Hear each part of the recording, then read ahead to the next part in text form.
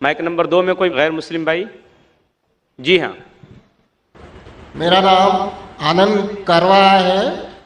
मैं by profession CA हूँ। मैं डॉक्टर जाकिर साहब को दुबई से जानता हूँ। वहाँ पे मेरा एक मुस्लिम फ्रेंड था, उसने आपके बारे में मुझे बताया था। मैं आपका शुक्रिया अदा करना चाहता हूँ कि आपने इस्लाम के बारे में बहुत सारी भ्रांतियों को दूर किया है।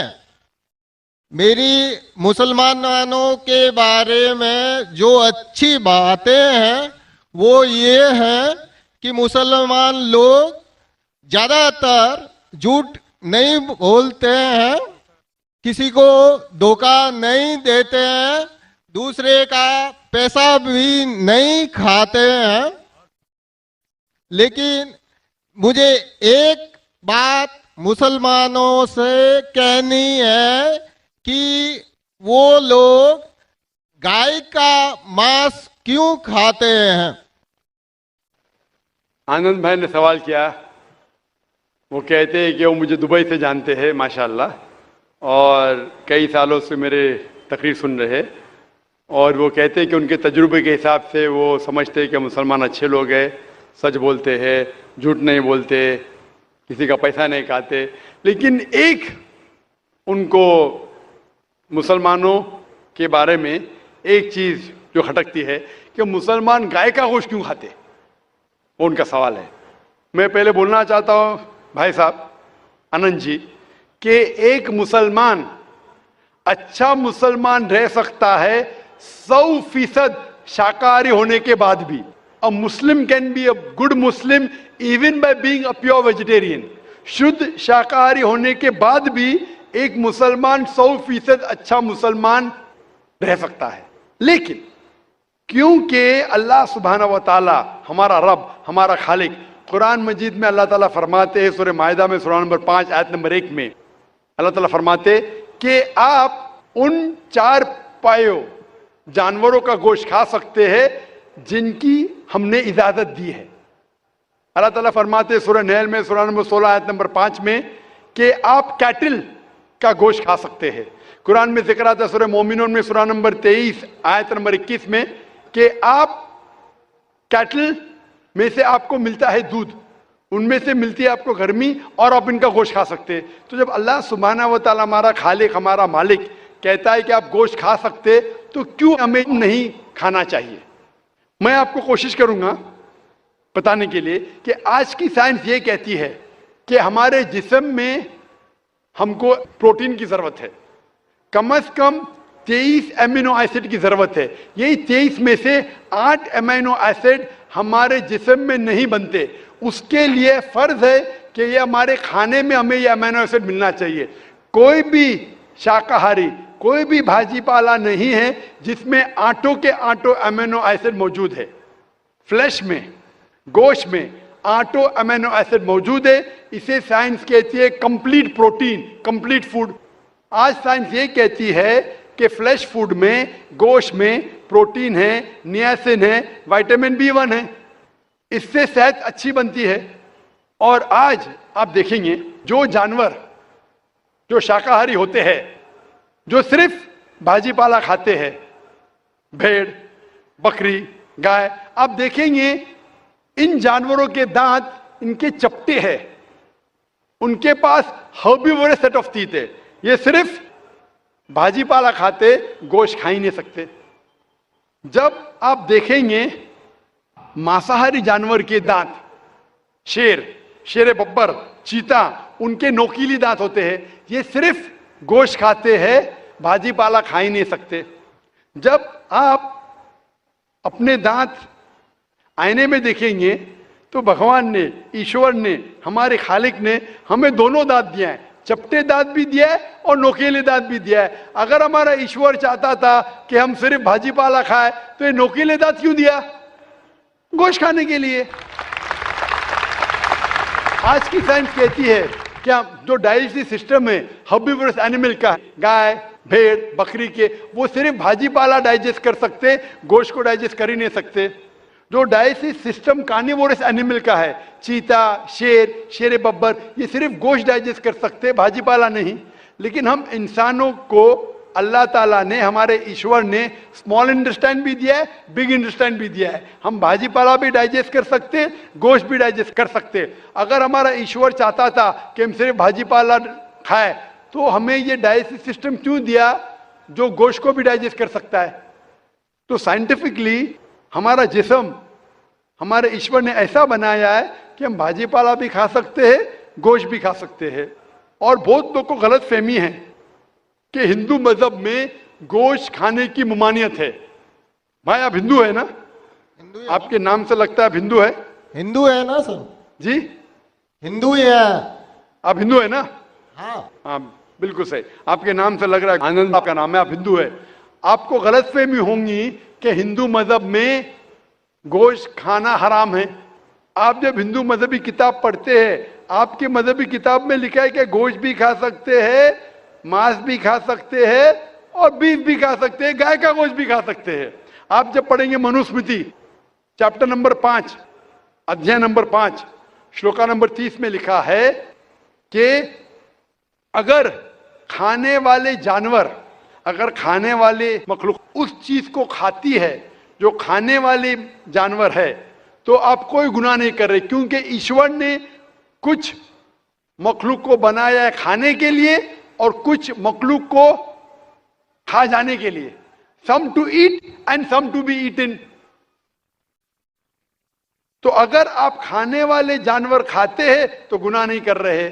लिखा है मनुस्मृति में अध्याय नंबर 5 श्लोका नंबर 31 में कि अगर आप पूजा के लिए जानवर को कत्ल करते हैं तो कोई गुनाह नहीं करते। लिखा है मनुस्मृति में अध्याय नंबर 5 श्लोकान नंबर 39 और 40 में कि ईश्वर ने कुछ जानवर को बनाया है पूजा के लिए, सैक्रिफाइस के लिए। तो killing in sacrifice is not killing. तो कत्ल करना पूजा में कत्ल नहीं है। तो मनुस्मृति के मुताबिक आप गोश्त खा सकते हैं। फिर आप जब मुताला करेंगे महाभारत का, महाभारत में अनुशासन पर्व में अध्याय नंबर 88 में युधिष्ठिर, पांडव के 5 भाई थे, आपने युधिष्ठिर का नाम तो सुना होगा। युधिष्ठिर जो पांडव के 5 भाई थे, युधिष्ठिर पांडव में सबसे बड़ा भाई था। वो पूछता है भीष्म से कि हम यज्ञ में, पूजा में क्या खाना दे ताकि हमारे परदादा खुश होंगे। तो भीष्म कहता है अगर हम यज्ञ में, पूजा में चावल, बार्ली, सेब, भाजी पाला देंगे तो हमारे परदादा 1 महीने के लिए संतुष्ट रहेंगे। अगर हम मछली देंगे तो 2 महीने के लिए, अगर गोश्त देंगे 3 महीने के लिए, अगर खरगोश देंगे तो 4 महीने के लिए, अगर बकरी देंगे तो 5 महीने के लिए, अगर सुअर देंगे तो 6 महीने के लिए, अगर परिंदा देंगे तो 7 महीने के लिए, अगर हिरन देंगे तो 8 महीने के लिए, अगर बैल देंगे तो 11 महीने के लिए, अगर गाय देंगे तो पूरे 1 साल के लिए हमारे परदादा संतुष्ट रहेंगे। 1 साल। क्या दूध की बात कर रहे हैं सर? आप बफेलो देंगे, बफेलो तो 12 साल के लिए, अगर राइनोसरस देंगे या रेड मीट, लाल गोश्त, तो हमारे परदादा हमेशा के लिए संतुष्ट रहेंगे। पूरा मेन्यू है महाभारत में, हिंदू किताब में पूरा मेन्यू है। क्या चाहते हैं? भाजी पाला, मछली, गोश्त, खरगोश, हिरन, बीफ, बड़े का छोटे का सब है। आप अगर वेद पढ़ेंगे, वेद में भी लिखा है कि संत और साधु गोश्त खाते थे, गाय का गोश्त भी खाते थे। फिर आप क्यों कहते हैं कि गोश्त खाना हराम है? क्योंकि बहुत से हिंदू लोग बाकी मजाहिब से प्रसन्न हुए। मजहब से प्रसन्न होने के बाद कुछ मजहब मानते अहिंसा में, और वो समझते हैं कि जानवर को कत्ल करना गुनाह है। क्यों? क्योंकि जानवर में जान है, बाजी पाला में जान नहीं है, पेड़ पौधों में जान नहीं, इसलिए बाजी पाला खाना गलत नहीं है, लेकिन जानवर खाना गलत है। आज साइंस तरक्की कर चुका है और हम जानते हैं कि पेड़ पौधों में भी जान है, तो उनकी लॉजिक जरा बदल गई। हाँ हाँ जाकिर भाई, हम जानते हैं पेड़ पौधों में जान है, लेकिन पेड़ पौधे उनको दर्द का एहसास नहीं है, उन्हें दर्द नहीं होता, पेड़ पौधों को दर्द नहीं होता है और जानवर को दर्द होता है। इसीलिए जानवर खाना बड़ा गुनाह है, पेड़ पौधे खाना कम गुनाह है। आज साइंस फिर से तरक्की कर चुका है।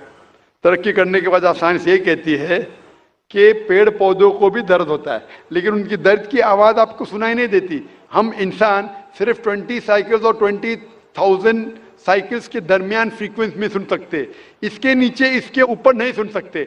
वो चीखते हैं लेकिन हमें उनकी आवाज सुनाई नहीं देती।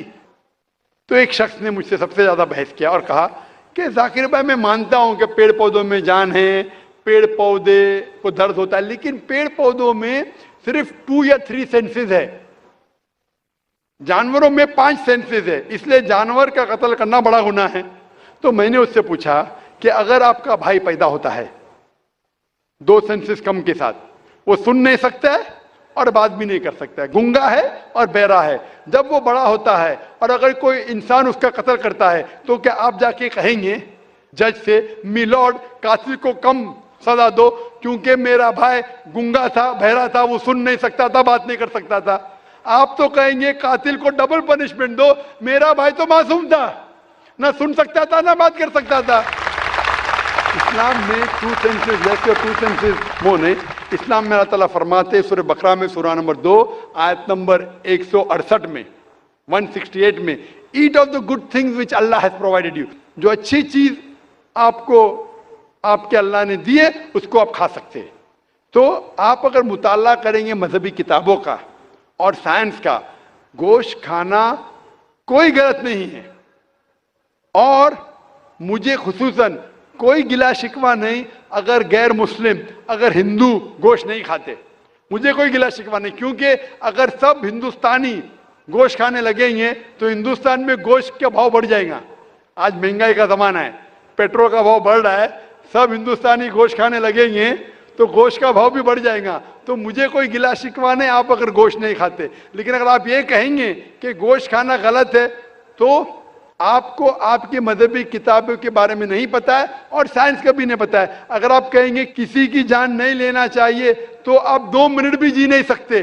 हम जो सांस ले रहे हैं ये जर्म्स है, जर्म्स में भी जान है, आप सांस लेने से उनका कत्ल कर रहे तो आप जी नहीं सकेंगे। इस्लाम में यह है कि जो चीज की इजाजत है वो आप खा सकते, जो हराम है उसको नहीं खाना चाहिए। Hope that answers the question.